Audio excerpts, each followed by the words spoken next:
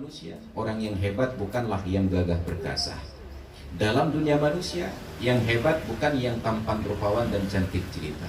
Di dalam dunia manusia, orang yang paling hebat adalah orang yang paling pandai bicara.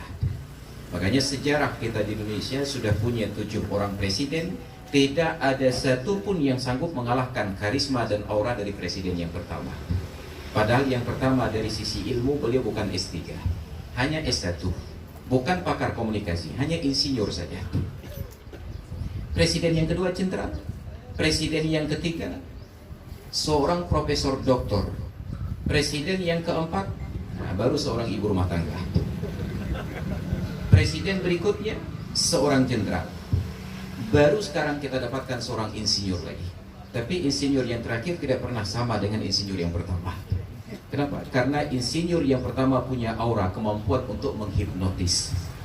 Saingan beliau itu hanya John F. Kennedy, mampu. Padahal sound system di kala itu sederhana sekali, hanya mikrofon yang dipakai oleh tukang jual obat keliling sekarang. Kita sekarang berbicara, suara kita dimodifikasi oleh sound system yang tidak merdu pun terasa merdu. Maka saya merasa enak bicara sekarang, suara saya terdengar merdu. Padahal kalau tidak pakai mikrofon, jangankan orang lain muterah ya dengar.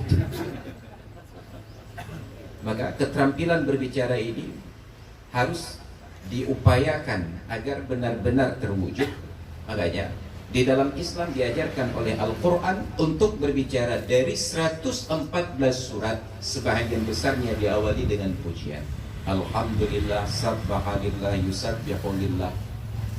Hanya sedikit yang diawali dengan caci maki, dan itu pun diplotkan pada juz yang ke-30. 3 surat diawali dengan caci maki.